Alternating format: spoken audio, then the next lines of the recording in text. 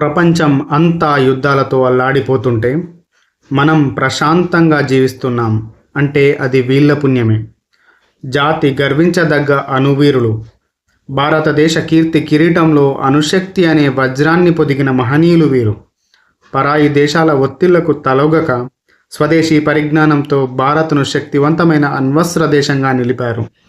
హోమీ బాబా గీసిన అద్భుతమైన రేఖాచిత్రం, రాజా రమన్న చూపిన అమోఘమైన తెగువ, అబ్దుల్ కలాం అందించిన అసమానమైన సాంకేతిక, వాజ్పేయి గారి దృఢమైన సంకల్పం.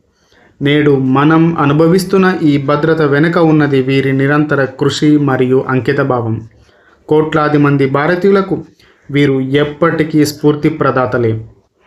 మీ మేధస్సుకు, మీ దేశభక్తికి మా వినమ్రపూర్వక వందనాలు. ఒకసారి ఈ నిజమైన హీరోలను తలుచుకొని సెల్యూట్ అని కామెంట్ చేయండి. ధన్యవాదములు.